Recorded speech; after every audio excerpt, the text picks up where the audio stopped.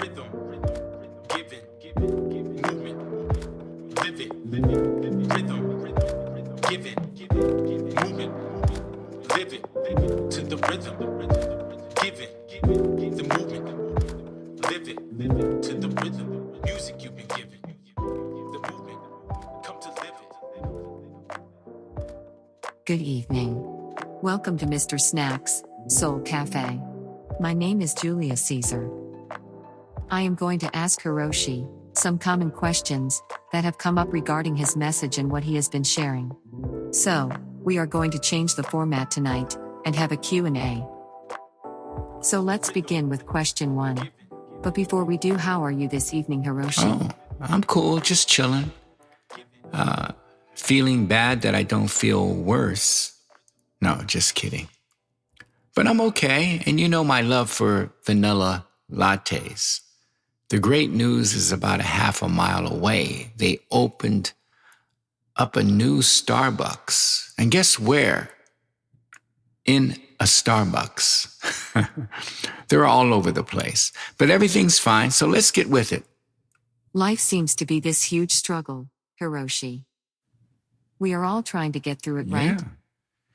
Yep. The thought that you are struggling and life is a struggle is the struggle. Life is beautiful, but the ego doesn't think so. Why? Because it wants what it wants. And not accepting life as it is. That's a tough one. It's not easy. And I said life is beautiful only when it's not identified to your thoughts. And the struggle you're talking about, life as it is, means life is without the translation of the mind. See, we mix these two together, translation and life. And the consequence is, of course, misery. Just want to be happy, that's all. Oh, yeah. Well, it's never too late to have a happy childhood, you know. But seriously, looking into the mind cannot be happy or satisfied because of duality. And it swings between opposites. And the mind, that's what it does. To use a musical term, it swings, but life does not swing. Is the world out there or inside? Well, if everything is one energy, then where's the separation? But the mind's function is to separate, to divide. The outside world is a projection of the inner world. It's said that you are in the world. You've heard that. But that's just a mental construction. How does one deal with the mind and its thoughts?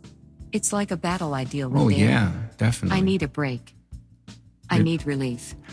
Well, our real blessings often appear to us in the shape of battle scars. You're not your mind or thoughts. You're not your body. You are what is aware of the body-mind, right? You can observe the clouds in the sky, the birds flying around, right, without any involvement with them. And thoughts don't conduct or dictate life, so why the involvement? And, just be aware that you are not the body, you're not the mind. You are simply pure awareness. You said that all is energy in your previous podcasts. I did, yeah. So is the world, and man, energy as well? The world and energy are like thread and cloth. If there's no thread, then of course there's no cloth, right? Take the cloth out of the top you're wearing, and what is left? All is energy. Energy is the basis of all experiences. It's the witness and support of them all. Is the world real? It seems that it is. You have shared that the world is Maya, an illusion, correct? Mm-hmm. Yeah, the world is real. It's real while it is unreal, too.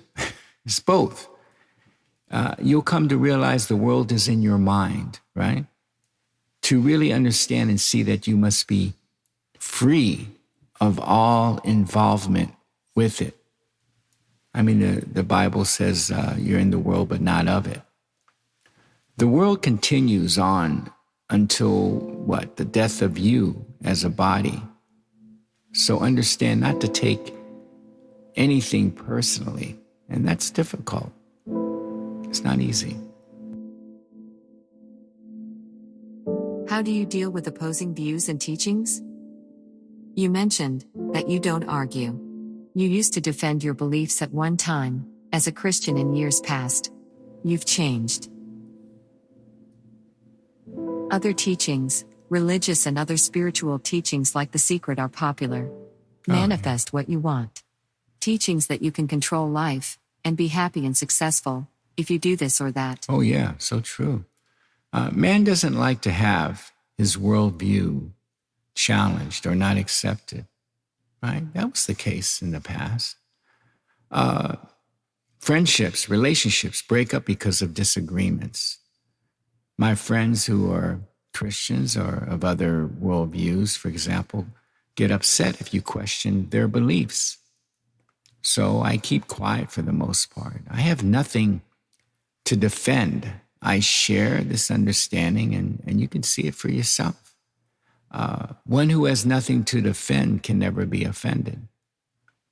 The Beatles put it best, let it be.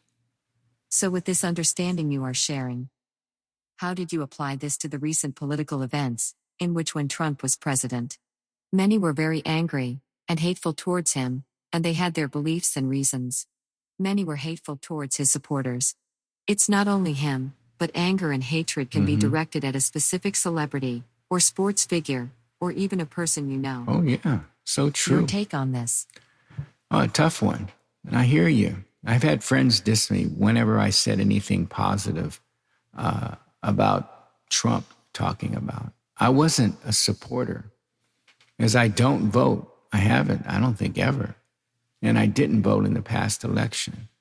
But with this understanding that I'm sharing, instead of seeing Trump or Biden or Bush or whoever, it could be an ex-spouse or any individual, there is an energy animating a body. Which body answers to its directions, as a boat or ship answers to the movements at the helm. Of course, this conflicts with our conditioning and what we've been taught. And as I've shared, man is not the doer.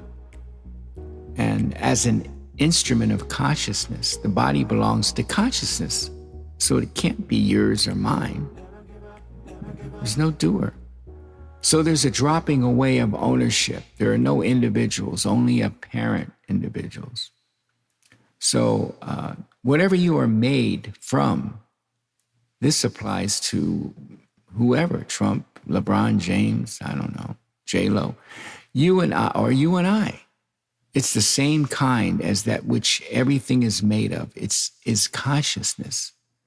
This is not any personal consciousness, because all is one energy appearing in many different forms. But the world seems so real. Yeah, it does. Not an illusion. Well, the mind makes the unreal appear real. Take the sky, it appears blue, but is it? You see, the reflection in the lake is an appearance of the sun or the moon. Whatever appears doesn't affect the lake, right? Illusion doesn't mean it doesn't exist. It does, but not how you think it does. Real means permanent. The real doesn't come and go. The illusory comes and goes. Most people believe they are the body, that they are the mind. Oh, yeah. So what? I mean, when I get tired and I want to sleep after my walk, I say I feel tired. I want to sleep.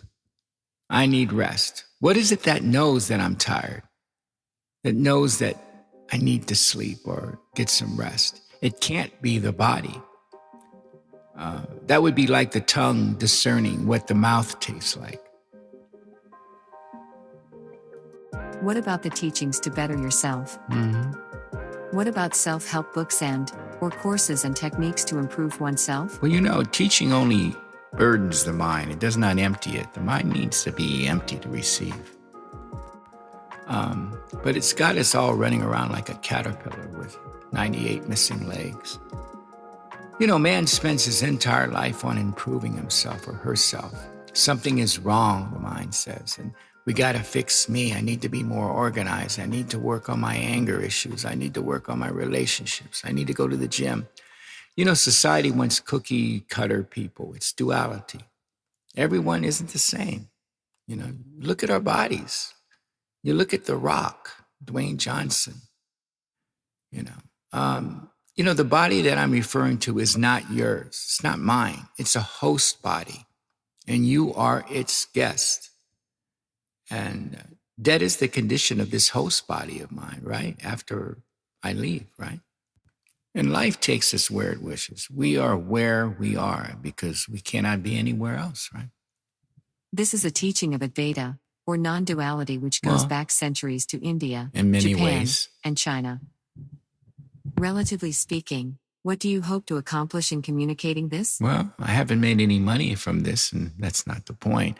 But my daughters, we've gotten into some deep conversations and a few friends, and they encouraged me to share, go on Instagram and YouTube, and here I am. I mean, I had free time during the pandemic, or the plandemic, if you want to call it that. So I said, okay, I'll do a podcast. And so if, relatively speaking, that what I'm sharing is the soap, the body wash that may clean away any confusion about what's going on in life. Life is as it is.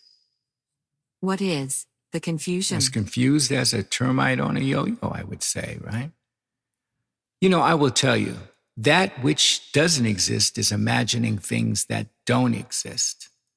Also, we think and believe there is something, somewhere better than this here and now. Here and now is simply all there is, whether we like it or not. Is the mind the enemy? Being that we are so disturbed, as you have shared in the past podcasts, by our thoughts. The mind is not the enemy. It's a tool. Use it when you need to. Like where did I leave my car keys? You know, like a cell phone. When you need to make a call or check your text messages, you use it, right? I don't need the phone to do my laundry. You have shared that man is not the doer. It seems man does things. That to accomplish goals in life, it takes effort on our part. Yeah, it seems that way. The most important thing we do is not doing. Remember when you ran as a child, and you fell down and scraped your knee, what effort did you make to heal your knee? When you were a child at, say, 3 foot tall, what effort did you make to reach the height you are now? What effort does it take to keep your heart pumping blood? The same effort that was required for you to grow physically, to keep your heart pumping and beating and all that, is also necessary for you to grow consciously. So life is happening, speaking happens, doing happens, perceiving and thinking happens. Get it? What creates thoughts? Where do thoughts come from? You know, energy moving through space creates wind. That same energy moving through water creates waves. The energy moving through the brain creates thoughts. The totality of thought we call mind all come and go, but the energy remains. Can the mind be peaceful? Is there such a thing as peace of mind? Well, the mind is not the instrument to use to attain this peace you're talking about, true peace. It's the only instrument, but the wrong one, as Yuji Krishnamurti, sage, shared. The mind cannot know peace because the mind is the antithesis of peace. Well, I think this is a wrap. All right, it's a wrap. Thank you all for joining us at Thank Mr. you. Snacks Soul Cafe. Thanks to Hiroshi. And more to come in our next episode. You're welcome. Thanks, Good Julia. evening. Take care. Live it to the rhythm. Music you